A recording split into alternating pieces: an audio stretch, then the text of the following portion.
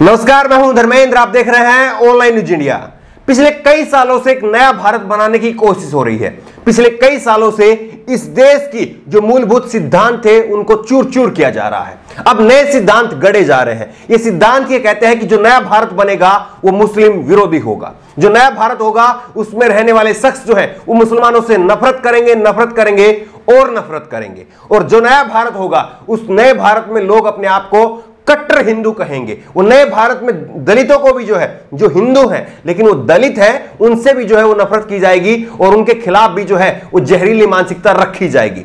चाहे वो बेशक से हिंदू है, लेकिन अपने आप को आप कट्टर हिंदू बनाइए, अपने आप को आप कट्टर ब्राह्मण बनाइए और अपने आप को जो है वो मुसलमानों के खिलाफ जो है वो हमेशा खड़ा करिए। ये पिछले कई सालों से कोशिश हो रही है एक नए भारत की बनाने की। आज आपको जो खबर दिखाने वाले हैं, ये खबर आप देख करके चौंक जाएंगे कि किस तरह से एक शख्स जो कि 34 साल तक आईपीएस रहा, जो कि सीबीआई का डायरेक्टर रहा, वो शख्स ऐसी मानसिकता रखता है, ये जान करके आप चौंक जाएंगे। स्वामी अग्निवेश, जिन्होंने अपनी पूरी जिंदगी वंचितों की लड़ाई लड़ने के लिए अपनी पूरी जिंदगी को खपा दिया, वो स्वामी अग्निवेश जिन्होंने सामाजिक भाईचारे को बनाने के लिए जो है वो लाठियां भी खाई, वो स्वामी अग्निवेश जिनको सामाजिक भाईचारा बनाने के विरोध में आरएसएस के गुंडों ने, बीजेपी के गुंडों ने झारखंड के अंदर मॉब लिंचिंग करके मारने की कोशिश की।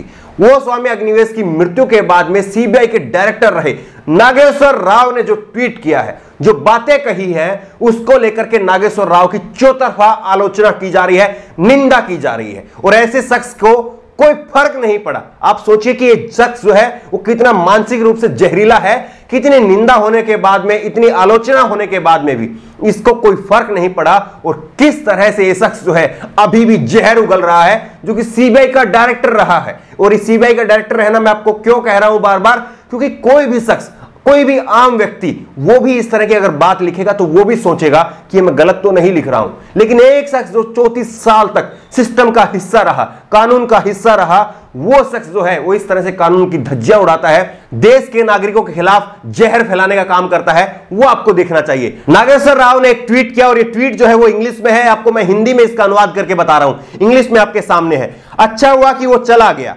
भगवा वस्त्रों में तुम ढोंगी हिंदू थे, तुमने हिंदुत्व को बहुत ज्यादा नुकसान पहुंचाया है। मैं शर्मिंदा हूं कि तुम तेलुगु ब्राह्मण परिवार में पैदा हुए थे, तुम हिरण की खाल में भेड़िया थे।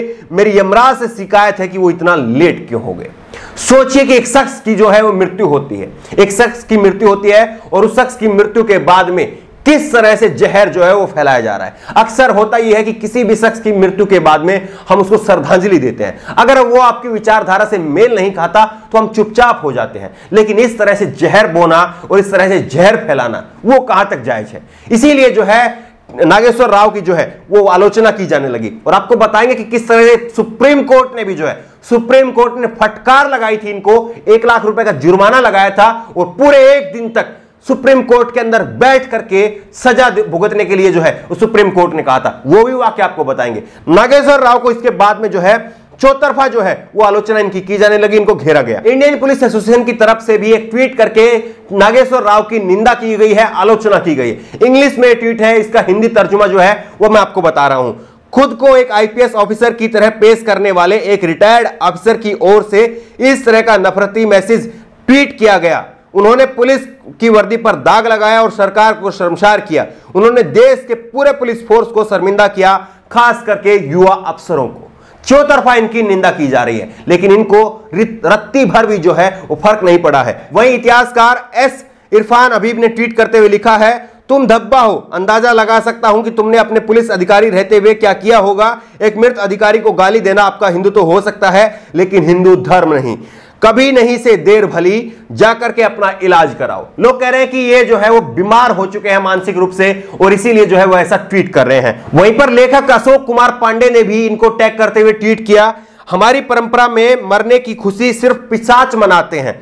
आपकी जाति कुछ भी हो, लेकिन आप उसी योनि के हैं। ये अशोक कुमार पांडे हैं, लेखक हैं, कश्मीर नामा, इन्होंने बहुत अच्छी एक पुस्तक लिखी है, उसको भी कभी पढ़ना। इन्होंने कहा कि आप जो है वो पिशाच जाति के हैं, क्योंकि पिशाच ही केवल जो है वो किसी के मरने पर खुशी मनाते हैं। लेकिन नागेश्वर राव इतने ढीठ किस्म के इंसान हैं, इन्होंने एक और ट्वीट किया। इन्होंने ट्वीट करके कहा कि स्वामी अग्निवेश पिशाच तो थे, अगर कोई संदेह हो तो इतिहास पढ़िए। पढ़िए शब्द भी जो है वो गलत लिखा है, पढ़िए यानी कि इन्होंने कभी पढ़ा ही नहीं है। अगर ये पढ़े होते वास्तव में तो ऐसा मानसिकता इनकी नहीं होती। दूसरी बात यह है कि सनातन हदेव, हदेव की जगह ये सदैव लिखना चाह रहे थे, लेकिन इन्होंने हदेव लिख दिया। हदेव परंपरा में दुष्ट व्यक्ति की मृत्यु का उत्सव के रूप में मनाया जाता है। रामलीला के रावण के पुतले क्यों फोड़ा जाता है, उसकी जानकारी लीजिए।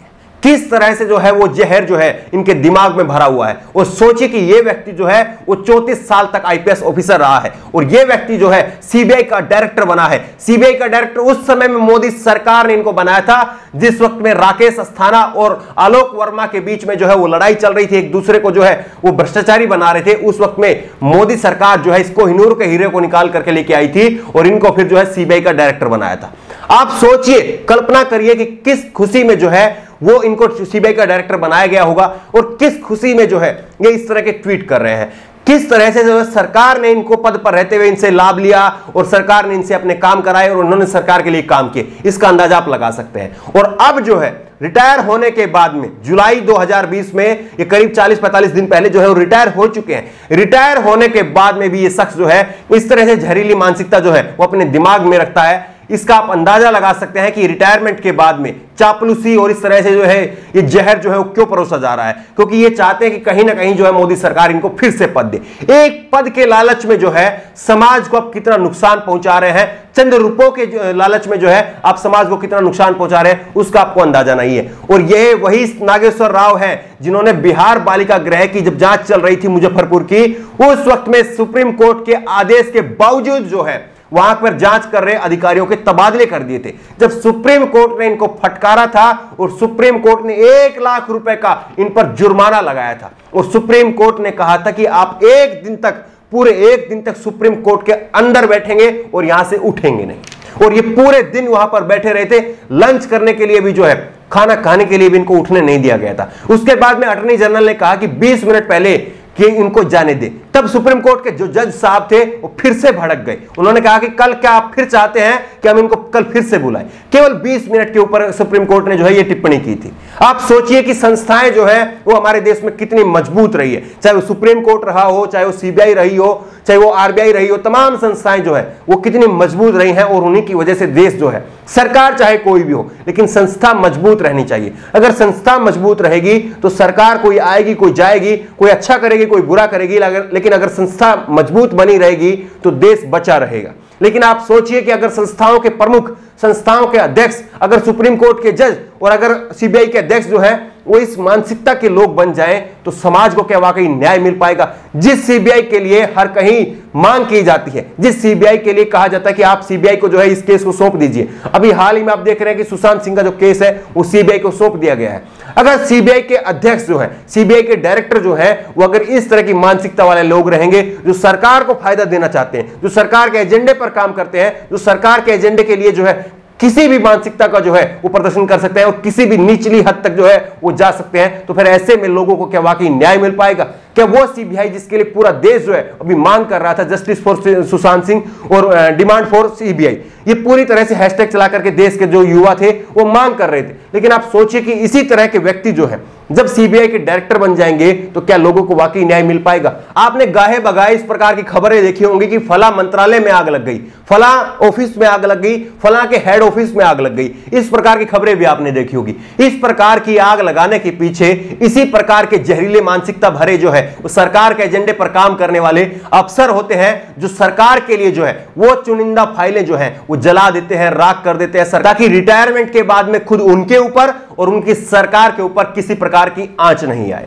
लेकिन जरूरी है जो नए भारत के निर्माण में, क्योंकि मैंने कहा कि एक नए भारत का निर्माण कुछ सालों से हो रहा है, जहां पर मुसलमानों के खिलाफ जो है वो नफरत फैलाई जा रही है, देश के दलितों के खिलाफ नफरत फैलाई जा रही है, देश के वंचित तबके के खिलाफ जो है वो नफरत फैलाई जा रही है, और ऐसे नए भारत का निर्माण किया जा रहा है। इसलिए जरूरी है कि जो लोग अच्छे लोग हैं, जो आप चाहते हैं कि ऐसे भारत का निर्माण ना हो जहां पर एक समुदाय दूसरे समुदाय के प्रति जो है वो नफरत पाले और नफरत दिखाए, और इसी तरह से जो है वो जहरीली मानसिकता को जो है वो आगे बढ़ाए, इसलिए ऐसे लोगों को जो है वो पर्दाफाश करना जरूरी है, ऐसे लोगों को बेनकाब करना जरूरी है, और ऐसे लोगों का समाज में जो है वो बहिष्कार करना भी जरूरी है, क्योंकि अगर समाज में ऐसे लोग रहेंगे तो वो पूरे समाज को गंदा कर देंगे।